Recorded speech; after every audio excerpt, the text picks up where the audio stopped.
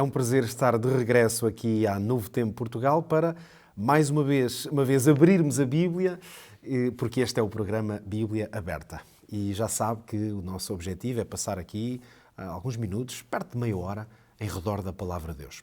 Já estamos, neste momento, é a 7ª semana que vamos avançando no estudo da carta, da tremenda mensagem da carta do apóstolo aos Hebreus.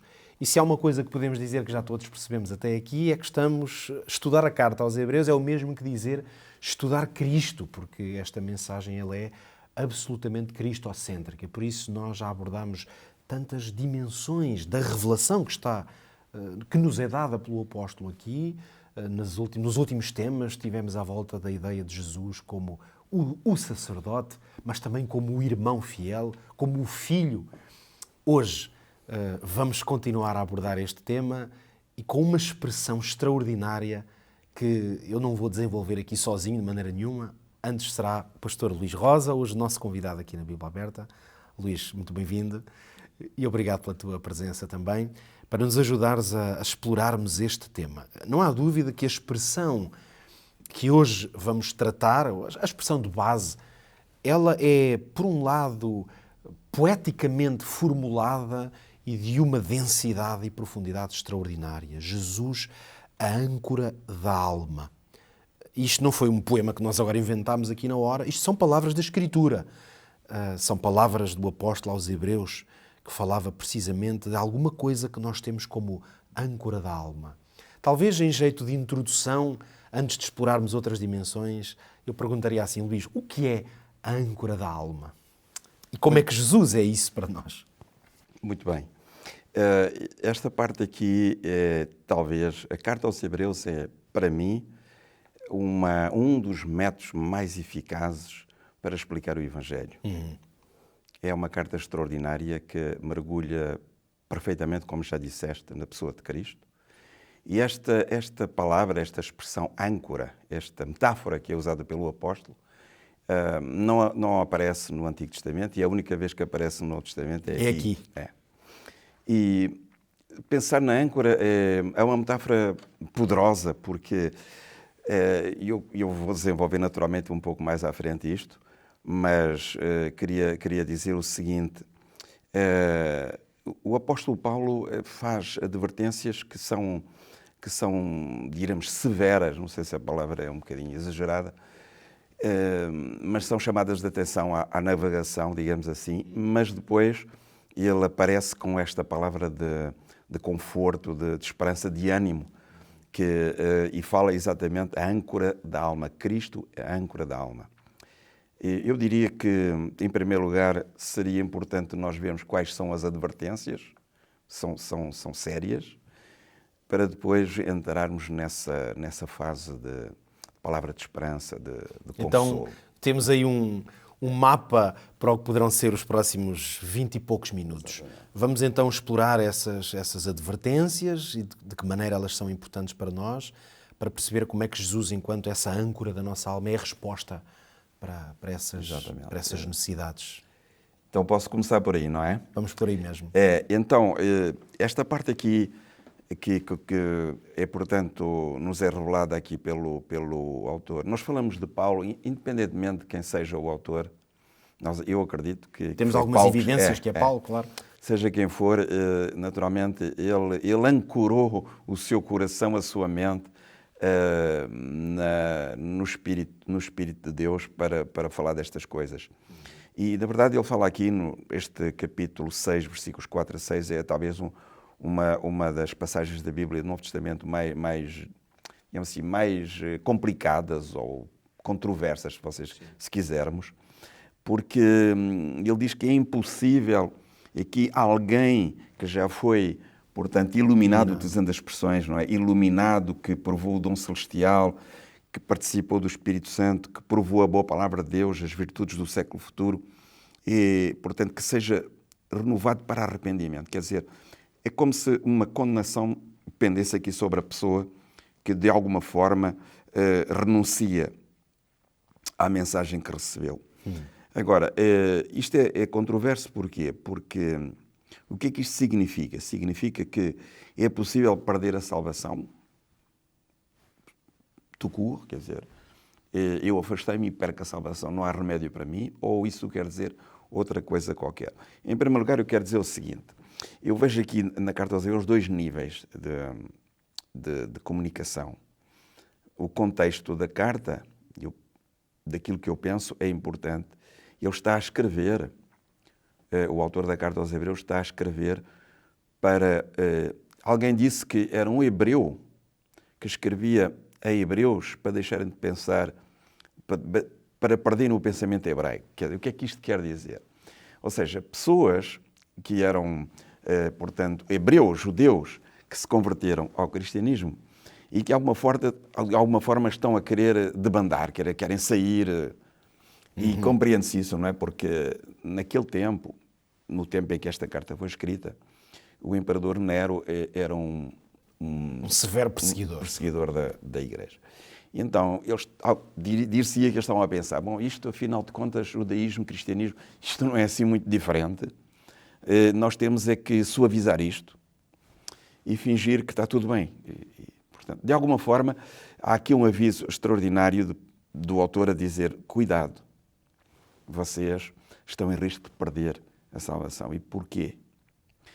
Porque vão renunciar à única coisa que vos dá a salvação. A única coisa, ou a única personagem, a única pessoa, sem Cristo não há salvação. Não é possível.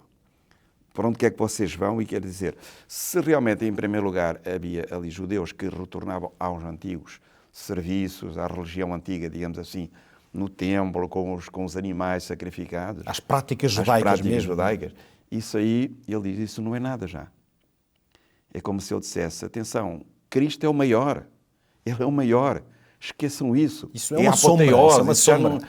É uma apoteose, é uma êxtase, agora é Cristo. Vocês vão voltar ali, vão perder tudo. Não voltem. Então, é uma forma dele chamar a atenção, mas também pode ser transversal para os cristãos modernos, quer dizer, no tempo, para toda a gente. Nós estamos dentro da esfera da salvação, do campo, da influência da salvação, conhecemos as coisas e por alguma razão saímos. E pensamos, mas vai correr tudo bem. Não vai correr tudo bem. Sem Cristo não há possibilidade. E vamos chegar depois à questão da âncora, não é? Um pouco mais tarde. Mas eu queria dizer que esta primeira parte aqui de Hebreus, depois com Hebreus 10 também se consegue perceber melhor isto, não é? Posso explorar isto um bocadinho mais? Vamos explorar isso. Se quiseres fazer perguntas. Com mais detalhe. Exatamente. Portanto, há aqui uma série de palavras que foram iluminados. Portanto, as pessoas foram iluminadas, receberam da parte de Deus, do Espírito Santo, a explicação, a luz, exatamente, daquilo que é a salvação em Cristo. E tiveram uma experiência... eu não vou muito pelo facto de alguém ter uma experiência superficial, quer dizer, que não estava perfeitamente convertido. Isso é relativo, não é? Pode haver alguém que esteja convertido plenamente, que tenha nascido novo e por alguma razão, aqui fala-se de desânimo, as pessoas estão desanimadas por alguma coisa, perseguição, problemas que aconteceram na vida, e saem. E pensam que estão a salvo. Paulo diz, não é possível sair. Se vocês saírem, estão perdidos. No fundo, digamos, a tensão, a crispação que ele põe aqui no capítulo 6 e depois no capítulo 10. Ele, só para nos lembrarmos do que é que acontece aqui no capítulo 10, ele volta à mesma ideia.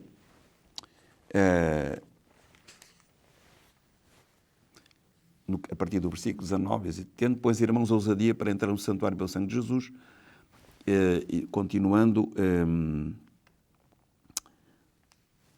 a partir do versículo, vamos dizer, 29, um bocadinho antes, talvez, 26. Se pecarmos voluntariamente, depois de termos recebido o conhecimento da verdade, já não resta mais sacrifício pelos pecados. Cá está novamente esta questão. Mas uma certa expectação horrível do juízo ardor de fogo que há de devorar os adversários.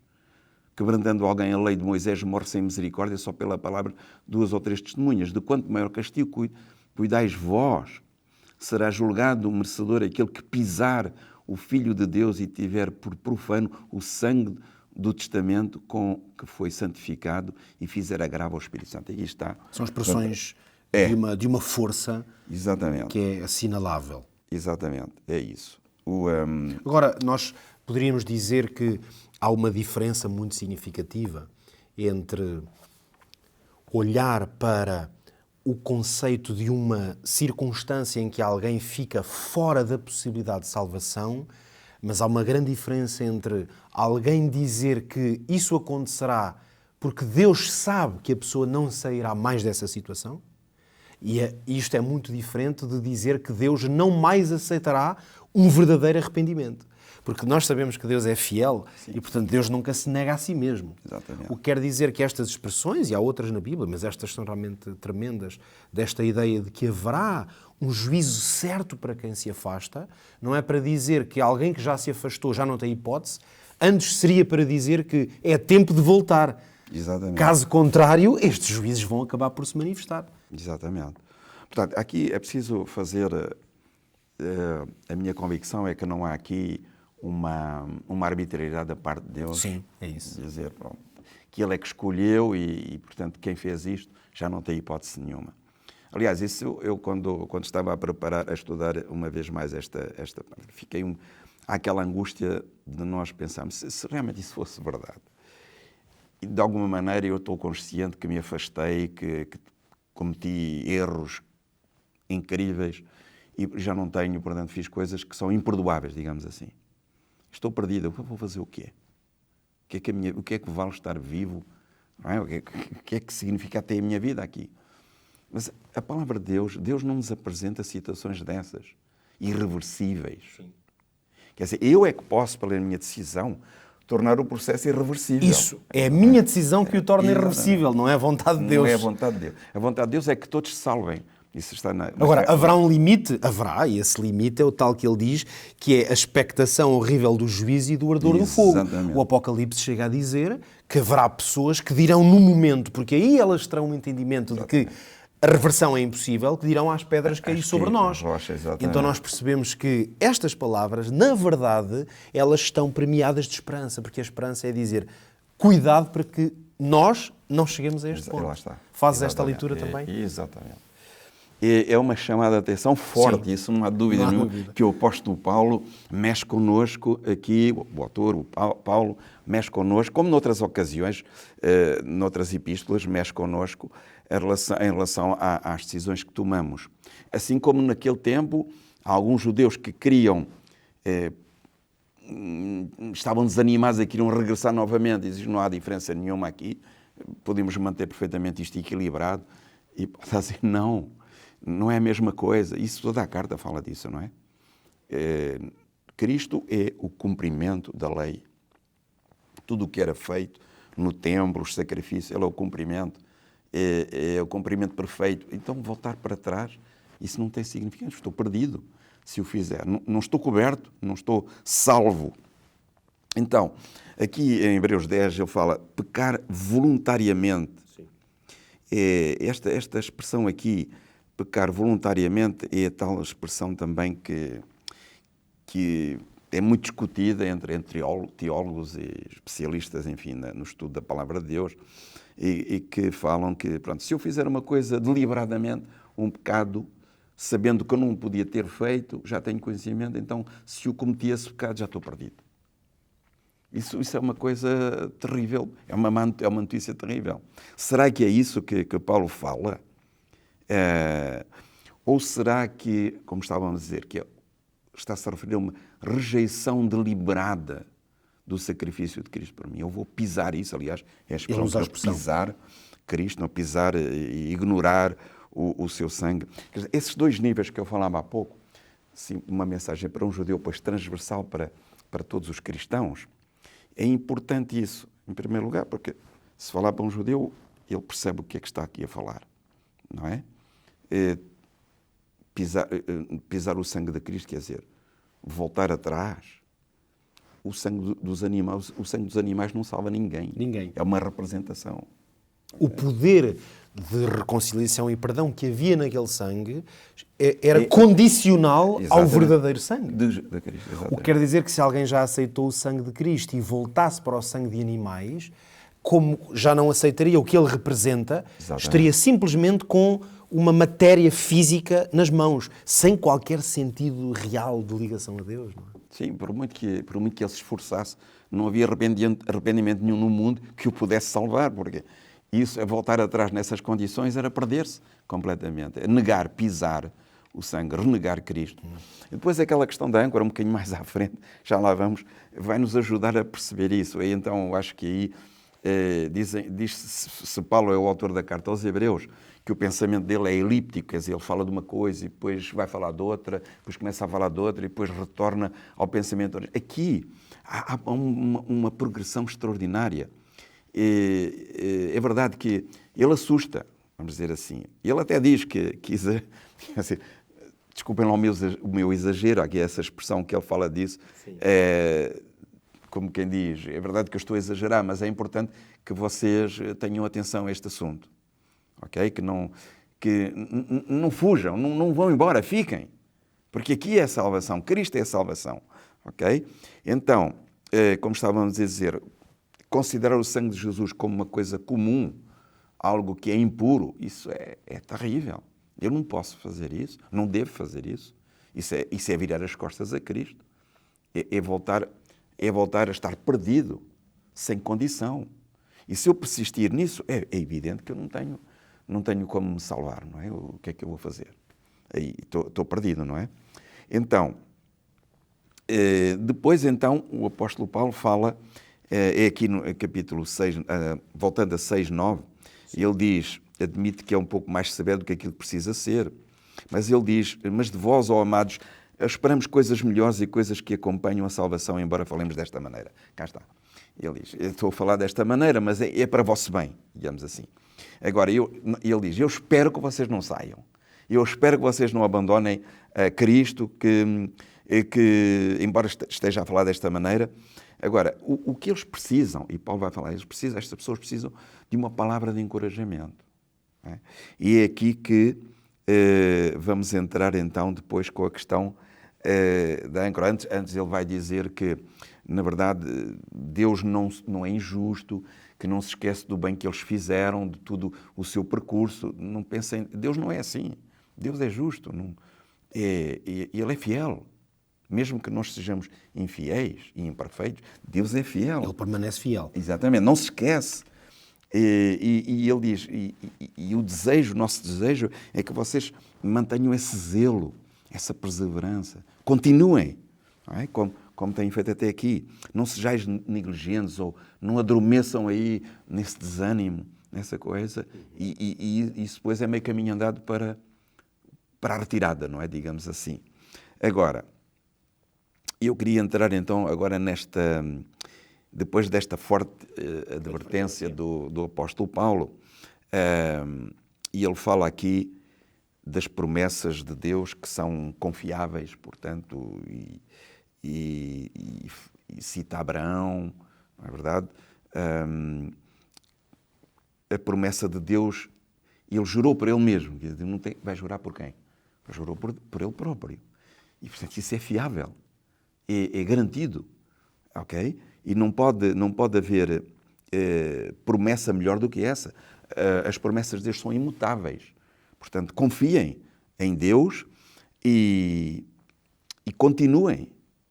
Tem que haver perseverança, resiliência, confiança, como fez Abraão, naquilo que Deus disse, nas suas promessas. Ele diz, porque duas coisas imutáveis, que coisas são essas? A promessa e o juramento. Isso não muda, Deus não muda. Deus não mente. É fiável, de uma confiança absoluta. Portanto, não desanimem, porque Deus nos conduzirá à glória de Deus. Portanto, e aqui vem então essa expressão maravilhosa, esta esperança que temos como âncora da alma segura e firme que penetra até o interior do véu. Eu amo esta expressão. E depois continua, onde Jesus, nosso precursor, entrou por nós. Eu quero explicar muito, quero tentar entrar neste pensamento, que ele diz que é extraordinário, é único no Novo Testamento. Ou seja, esta esperança infalível e firme, esta esperança que temos como uma âncora, a nossa esperança é comparada à âncora. Mas é mais do que isso. Okay? Ele quer dizer uma esperança infalível e firme, onde nenhuma visão humana pode seguir. Que lugar é esse? O lugar santíssimo. Estamos ali, temos que visualizar o santuário, o templo, o santuário. Sim. Lugar santo, lugar santíssimo, onde está Deus. Okay? E então, ele diz que essa âncora penetra até o interior do véu, até o lugar onde está Deus. Ou seja, a esperança acaba por ser personificada para que o meu pensamento seja conduzido até àquele que é a minha esperança, quem é Jesus Cristo. Portanto, a esperança é Jesus Cristo. A minha esperança é Jesus Cristo. Ou seja, esta questão da âncora, vamos falar um bocadinho nisto. Algo que é firme. Quando se fala de esperança, eu posso falar de esperança, uma coisa que eu desejo muito que aconteça. Não é?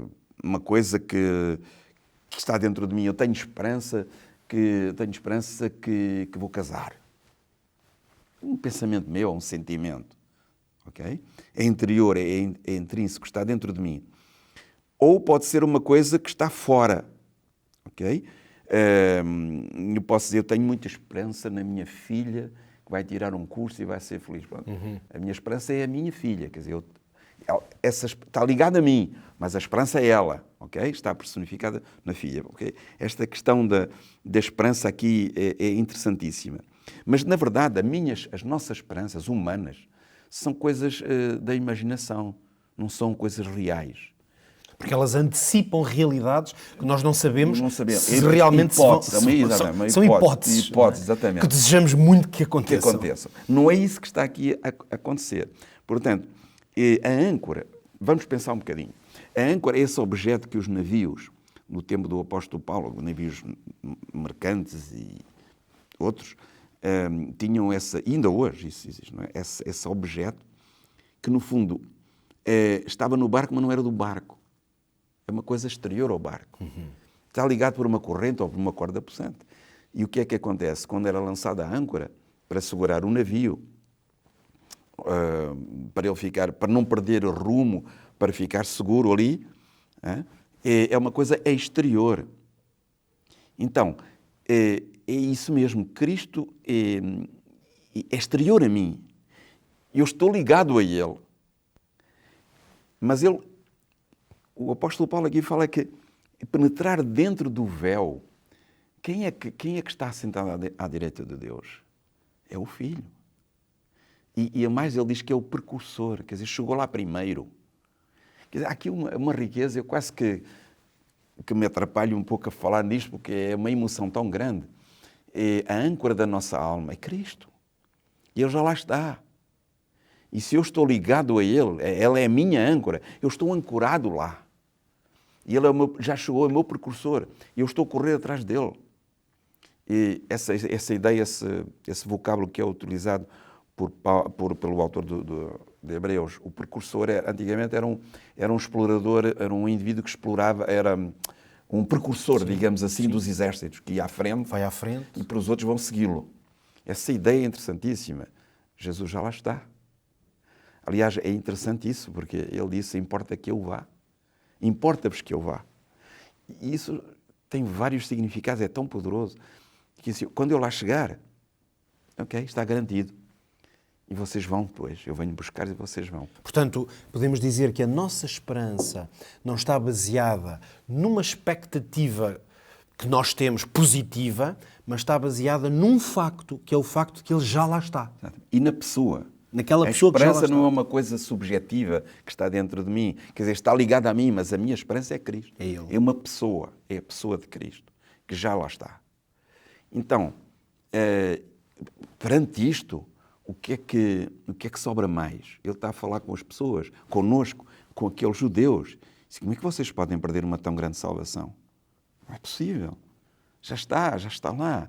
É a âncora da nossa alma. Já lá está. Está ligada a vocês. E é o precursor, já lá chegou. Vocês agora só temos que correr para lá. Aconteça o que acontecer. E por isso ele aqui fala de perseverar, porque Cristo também nos estabiliza. Cá está a questão da âncora. Sim. Nós podemos estar a atravessar agitações, tempestades da vida, mas a âncora que é Cristo estabiliza-nos, segura-nos. Mesmo quando à volta tudo está incerto. Exatamente. Essa imagem da âncora é simplesmente fenomenal para mim. Exatamente. É fenomenal. E acho que conseguimos chegar aqui, estamos muito perto do final do nosso tempo, e conseguimos chegar aqui a uma ideia que eu penso que foi extraordinária e que nos ajuda também a compreender que, afinal, aquelas palavras duras de Paulo, entendemos que ele está a ser duro porque ele diz: nós não podemos perder isto. Não. Viver desancorado, depois de já termos tido acesso a essa esperança, é o mesmo que um barco no meio de uma tempestade, que está ancorado e está seguro, alguém chega lá e corta a ligação e o barco desaparece. Está perdido. E o barco está perdido quando ele esteve ligado à fonte da solução definitiva. Exatamente. Para um minuto, Luís, uma palavra final, uma palavra de prática para quem nos ouve neste momento. Temos mesmo um minuto. Exatamente. Que palavra tu querias deixar? Eu quero contar uma experiência que eu ouvi há muitos anos e nunca esqueci, às vezes eu uso, vou contá-la aqui.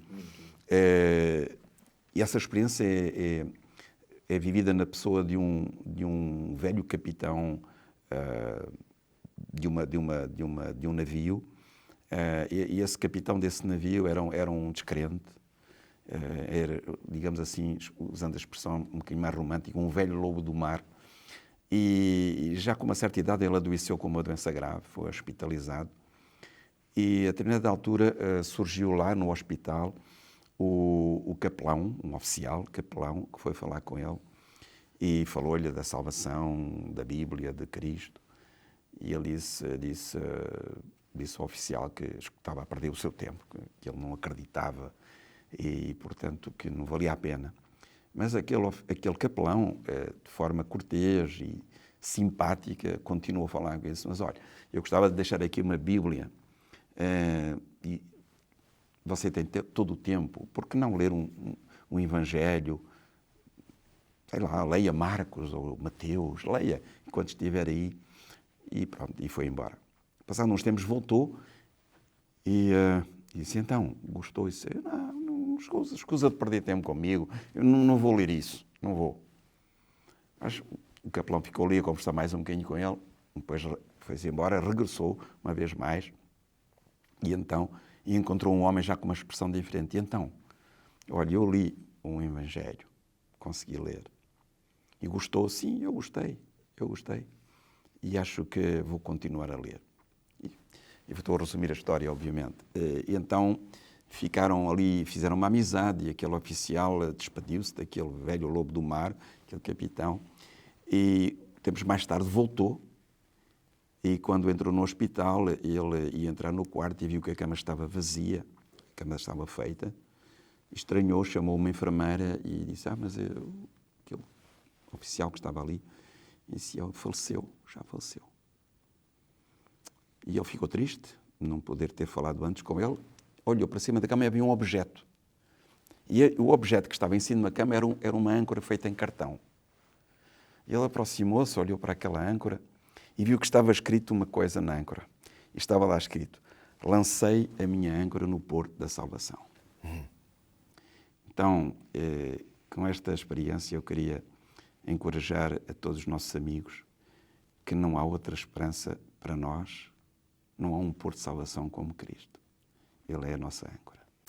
Cristo, a âncora da alma. Obrigado ao pastor Luís Rosa e muito obrigado a si por nos ter acompanhado. Faça de Cristo a âncora da sua alma e volte connosco na próxima semana para mais um episódio do programa Bíblia Aberta. Até lá, se Deus quiser.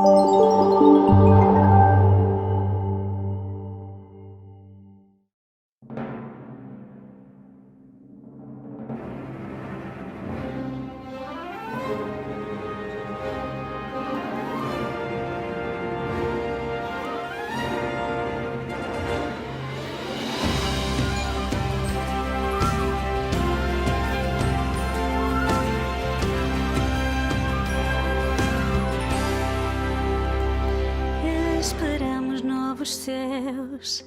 Esperamos nova terra, esperamos o dia do Senhor.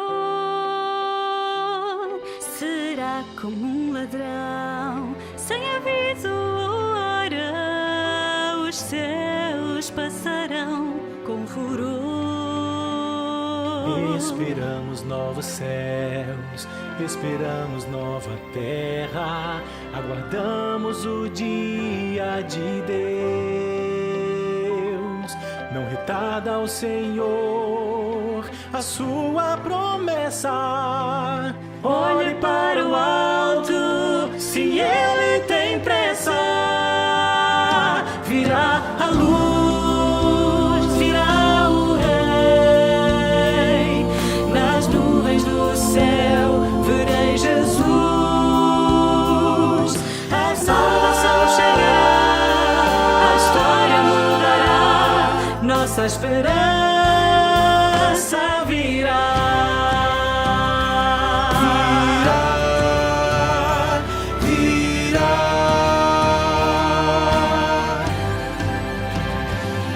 Esperamos novos céus, esperamos nova terra, aguardamos a volta do Senhor.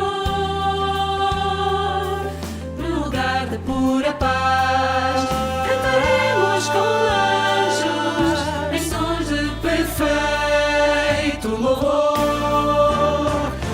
Esperamos novos céus e o dia da batalha, quando Cristo Jesus aparecer, o guerreiro de Deus, veremos em glória. Este é o dia da nossa vitória.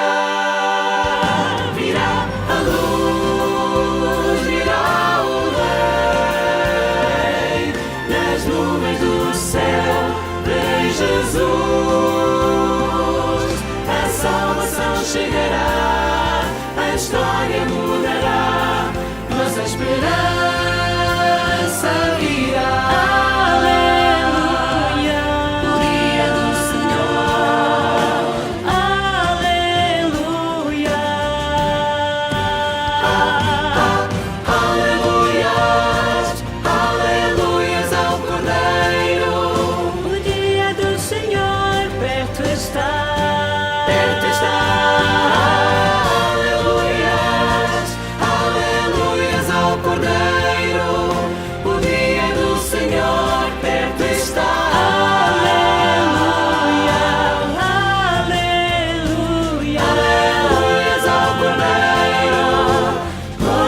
Senhor, aleluias ao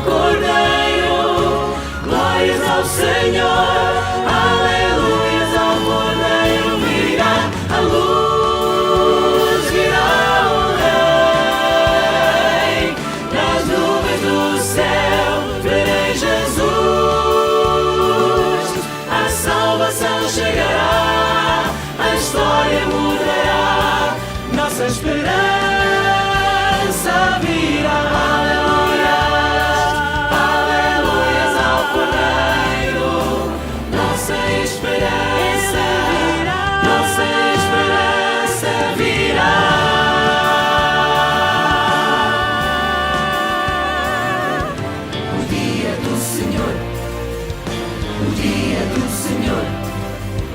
O dia do Senhor, o dia do Senhor, muito perto está.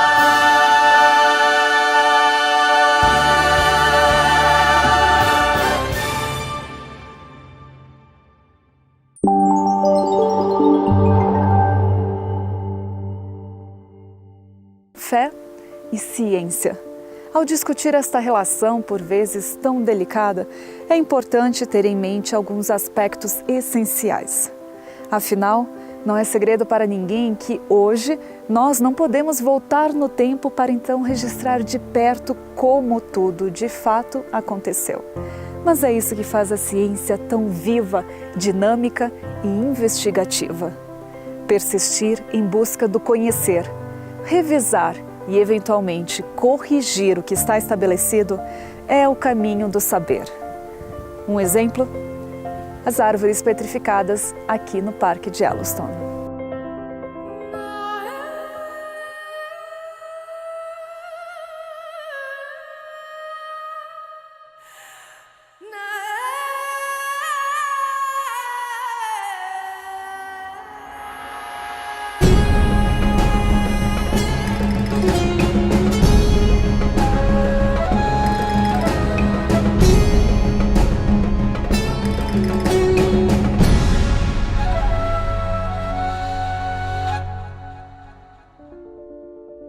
Incrustadas na bela natureza dos estados de Wyoming e Montana, nos Estados Unidos, as árvores petrificadas de Yellowstone foram consideradas uma das mais espetaculares extensões deste tipo de fósseis em todo o mundo.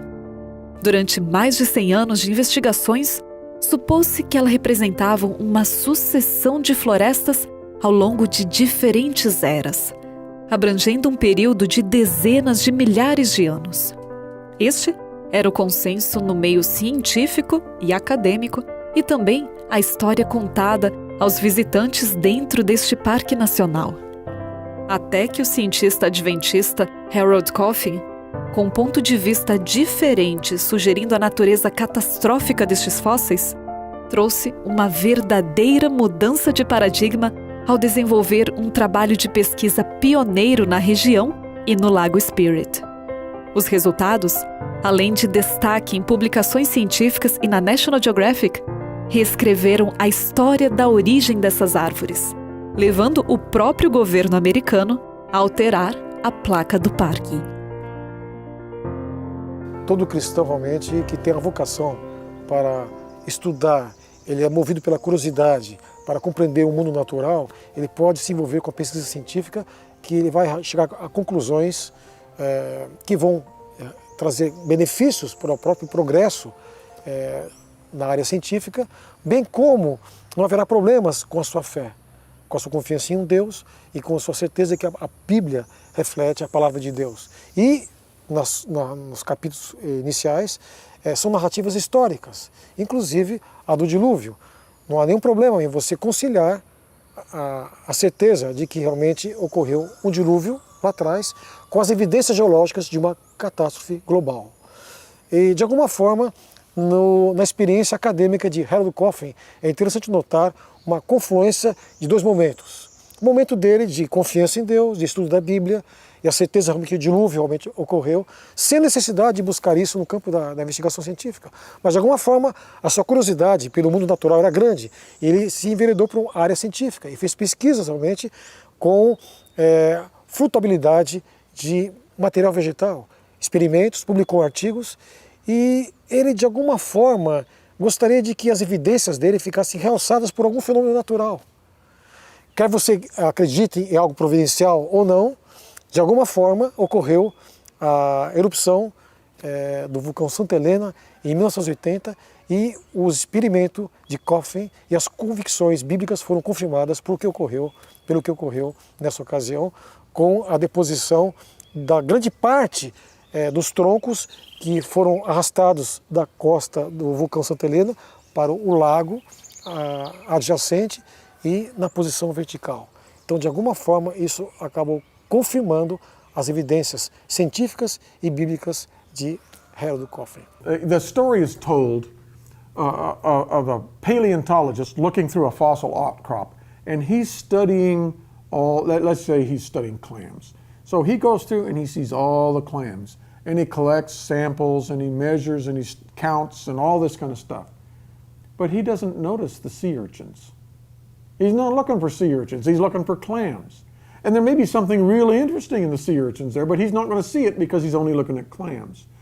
Well, that's kind of an illustration of how it is that what we're looking for and kind of can influence what we actually notice, what we see. And sometimes a creationist will come along and look at that, and he'll have in his mind maybe something relating to creation or some other idea that the materialist doesn't have. And he'll say, I'll add another hypothesis. The materialist never would have thought of that. And so it's possible that the creationist, the theist, can think of ideas that would never have occurred to a materialist.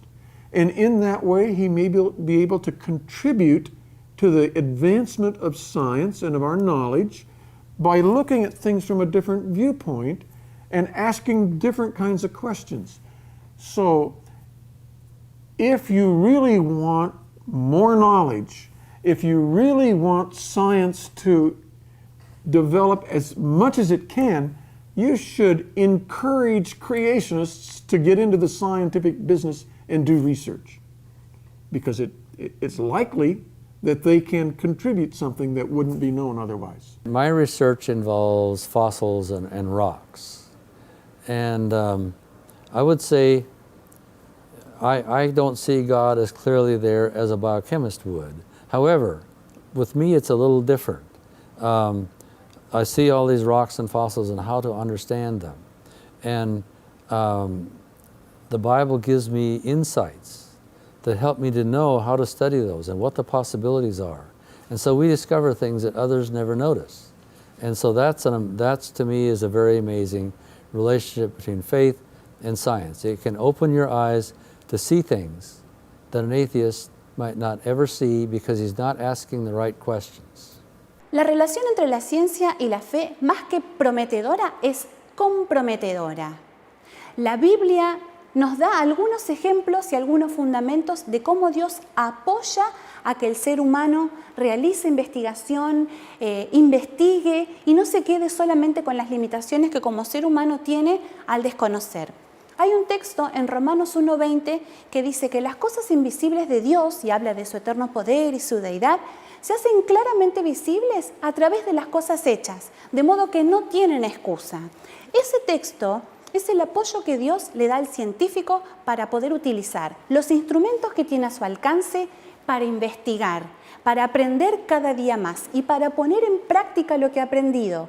El investigador que aprende não tem excusa. Uma vez que você entende que é possível você exercitar a sua fé em um ambiente onde a razão, onde o conhecimento é exercitado o tempo todo, uma vez que você percebe que é possível conciliar essas coisas, eu percebo que isso só se torna possível a partir do momento que você tem uma fé racional.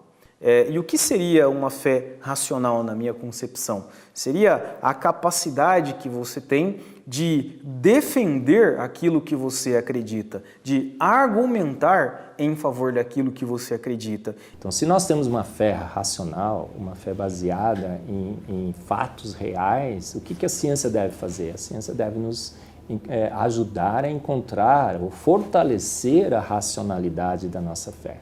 É uma fé baseada em evidências, em dados. Então, essa é a fé genuína, não é a fé em coisas impossíveis. É uma fé racional, uma fé que crê num ser inteligente, que a ciência nos mostra que existe. Uma fé que crê que isso tudo foi orquestrado, foi planejado, foi minimizado os custos, foi tudo otimizado. É tudo uma mente inteligente, extremamente eficiente, econômica e racional que fez tudo isso. A gente vai na ciência e encontra que é assim mesmo.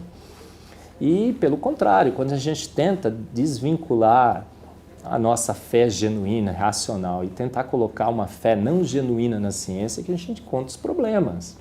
One of the most important aspects of Christian faith is understanding that the world had an author, that it didn't happen on its own. That what we see is the creation of a supreme intellect, a supreme mind. Now, science itself is a puzzle-solving project. It's an attempt to get into the secrets and mysteries of nature and sort them out. And if I gave you a puzzle, right, a real puzzle, like maybe 1,000 pieces, gave you that puzzle, you wouldn't want to try to solve that puzzle if it was completely random. It was just a jumble of pieces of wood or cardboard or rocks. There'd be no point. You would want to solve the puzzle if you knew that I had carefully put it together, maybe from some beautiful painting, I cut out all the pieces, and there was a rational order there that had a solution. That if you put in 2 or 3 days of work and put those 1,000 pieces together, at the end, and we all know this from having built puzzles, you'll have this beautiful picture there on the top of the table.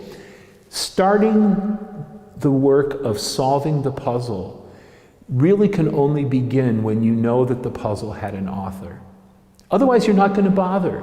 So when you come to science, you've got this puzzling, literally puzzling universe out there full of mysteries that you want to understand. And it's hard. Nature does not give up her secrets easily. Doing good science is hard. It takes labor. And why invest that labor? Why do the work if it's all random? If it had a chaotic, undirected source, I have no guarantee there is an answer. So it makes much more sense, if I'm going to start the work of being a scientist, to believe that behind what I see is an intellect, a rational mind like my own, only vastly more powerful. That then gives me the assurance that my work will not be in vain, that my labor of trying to sort out these mysteries of nature is going to, end with this beautiful picture that I've assembled. So I think both seen in that light, but also in the history of science itself, it's clear that Western science, when it really flowered in the 16th and 17th centuries, was born in a Christian cradle by men who believed that the universe had an author, had a rational creator, had a mind. And then that gave them the guarantee, go out and look, and your work will not be in vain. There will be a rational order there to be discovered. So I think really the greatest certainty that we can have that science is worth doing is knowing that there's a mind behind the world that we see. É possível, então, ciência e fé conviverem em harmonia e no mesmo espaço? A chave está no equilíbrio. Enquanto na ciência o conjunto de métodos de investigação tem por objetivo essencial conhecer, alguns aspectos relacionados à fé, como as escrituras, motivam a busca do conhecimento com toda dedicação e também podem oferecer importantes pistas. Quando devidamente compreendidas, uma confere excelente contribuição à outra. O legado de Harold Coffin é apenas um exemplo. O que então a própria história da ciência tem a nos ensinar? La ciencia busca la verdad y lo hace a través de su metodología y de recoger los datos, analizarlos, interpretarlos. Por otro lado, la religión y la Biblia nos ofrecen una cantidad de creencias, de ideas, de hipótesis, de teorías teológicas o bíblicas que también tratan de explicar la verdad, también tratan de llegar a la verdad. Sí, la verdad es una, porque no puede haber dos explicaciones diferentes, por ejemplo, sobre el origen de la vida. La vida se originó de una manera.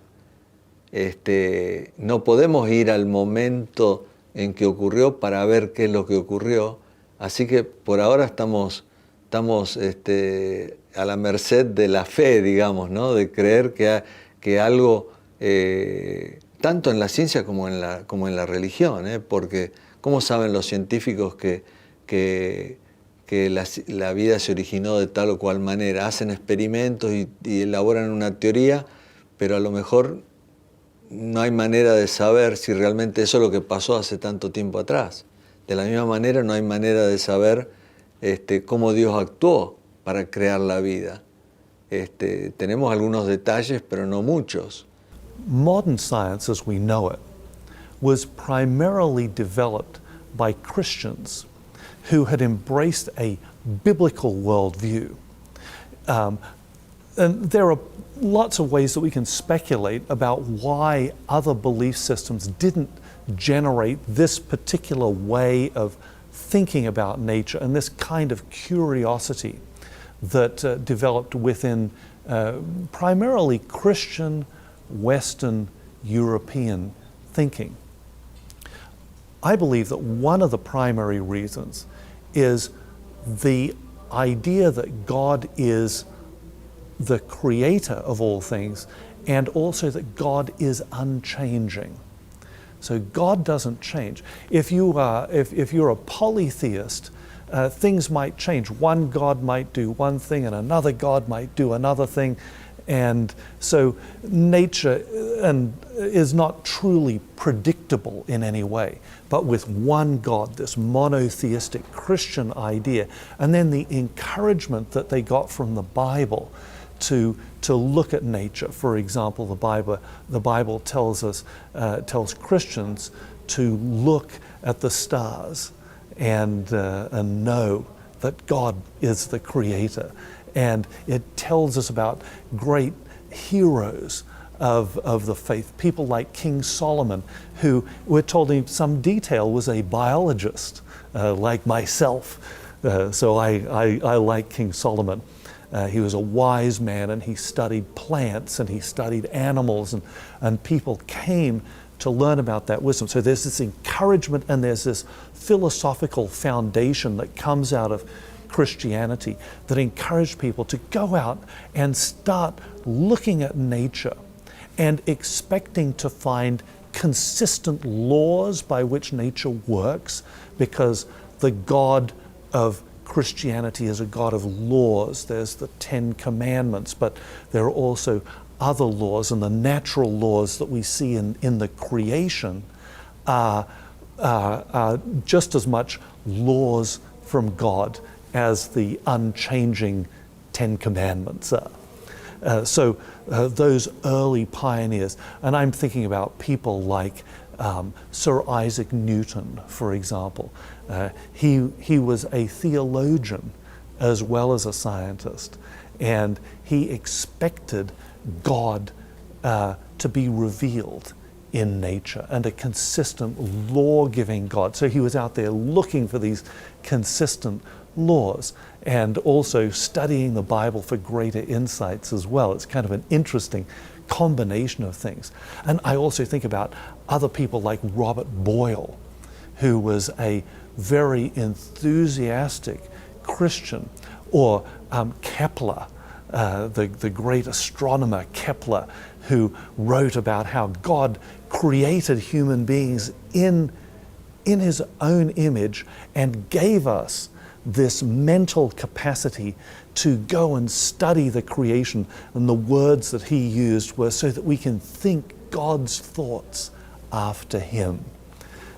So it's not surprising that Christianity proved to be very fertile ground for this modern study of nature to develop. And that's not to say that all scientists are Christians, but it looks like modern science was built off this kind of modern Christian philosophical foundation. To science having developed in a Christian culture, many of the early fathers of science were Christians. Isaac Newton, I understand, actually wrote more in the area of theology than he did in the area of science. As he wrote his book about gravity, he said that he was writing this book because he wanted to understand how God worked, the laws that God used to govern the universe. One scientist that has caught my attention is Michael Faraday, who lived in the 1800s, and he developed some of the laws about electricity and magnetism. If it weren't for him, well, probably somebody else would have figured it out. But he's the one who developed the laws about how electric motors work and how electric generators work. But as I was taking classes in physics, I didn't realize that he was also a very dedicated, a very conservative Christian who belonged to a small group of Christians called Sandemanians, who lived in England. And he would attend church regularly, Sundays and during the week. He was an elder in his church, a very dedicated Christian, as well as being an extremely prominent scientist as well. James Clerk Maxwell who put all of the laws of electricity and magnetism together, was a dedicated Christian as well. So there's a number of examples of dedicated Christians who were also very prominent scientists. Today, you can find examples as well. One person I can think of is Francis Collins, who was the director of the Human Genome Project 10 or 15 years ago, sequencing the human genome. Now he's in charge of the National Institutes of Health. But he is also a well-known Christian as also. So it's possible to be both a very religious person, a believer in an intelligent being, and also a good scientist. Some historians of science realize that science began because of Christianity, because the Christian has a reliable, consistent God who you would expect to make a universe that can be studied because it's consistent and trustworthy. We can learn to understand it. El debate que nosotros tenemos hoy día en realidad es muy antiguo. Es o seguir la escuela de Platón o seguir la escuela de Aristóteles. O el realismo o el idealismo, ¿no? El idealismo llevaba a pensar que solamente las ideas eran importantes y relevantes y no lo que sucedía cada día y lo que pasaba en nuestro mundo. Mientras que el realismo es todo lo contrario, solo importa lo que yo puedo comprender, o sea, lo que puedo ver, lo que puedo contrastar, lo que me rodea, lo material, ¿no? Cuando en los últimos 2 o 3 siglos se produce un debate entre estas dos mentalidades, influidos por una religiosidad que era ajena a la realidad de los pueblos y de sus necesidades, frente a una ilustración que vuelve al conocimiento y a la ciencia, pensando solo en el conocimiento y en la ciencia, se produce un enfrentamiento que era innecesario, que es el enfrentamiento de fe como lo ideal, como lo intangible, frente a ciencia como solamente lo material y lo contrastable. Ese debate no es lógico. No es lógico metodológicamente. ¿Por qué? Porque mientras que la ciencia me permite explicar el mundo, y los grandes especialistas en el área dicen que es eso, o sea, la ciencia me permite describir el mundo, explicar por qué suceden las cosas, la fe o la idea, llamamos fe a toda aquella idea que controla todas nuestras presuposiciones, la fe me permite no explicar el mundo, sino comprenderlo. O sea, yo puedo decir cómo está hecho un átomo, pero eso no me permite comprender la naturaleza. Yo puedo decir cuáles son los huesos, músculos, la configuración física de un ser humano, pero eso no me dice que comprenda cómo es el hombre. Entonces nosotros no podemos separar esto. Nosotros necesitamos un método que nos permita explicar el mundo y un método que nos permita comprenderlo, interpretarlo. Por lo tanto, fe o todo concepto de idea es complementario a ciencia.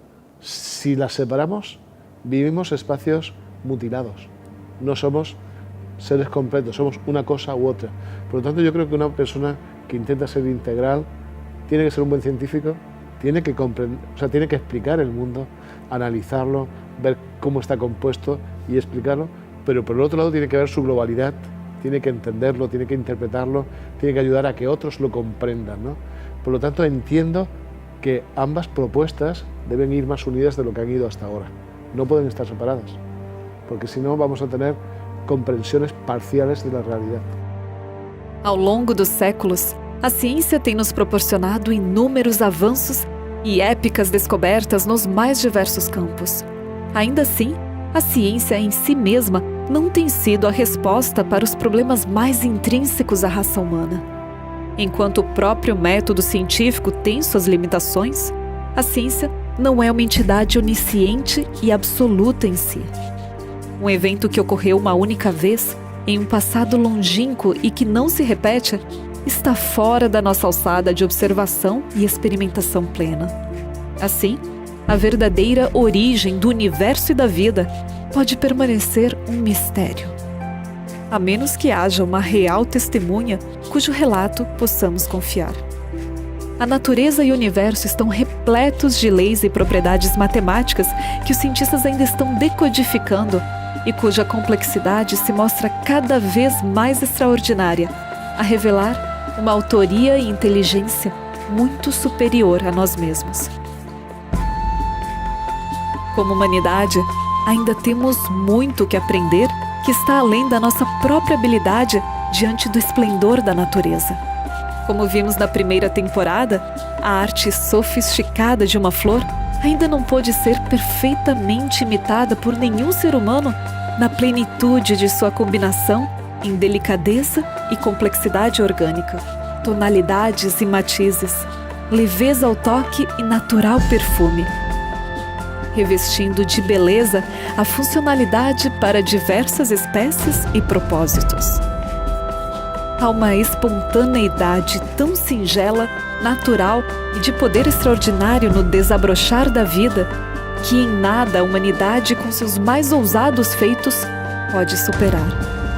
E o amor genuíno e altruísta, assim como o desenvolvimento da expressão artística, são até hoje um enigma que parece insondável. Por nossa compreensão ser incompleta, nem todas as nossas perguntas serão aqui respondidas. Para compreender certas coisas da vida, é preciso olhar além. Se a priori o universo foi realmente criado por um Deus que tem também atuado na história deste planeta, as premissas simplesmente materialistas são insuficientes para explicar o mundo e a realidade. E afinal, nem tudo cabe dentro de nosso microscópio. Há coisas que só conseguimos enxergar quando erguemos os olhos ao céu.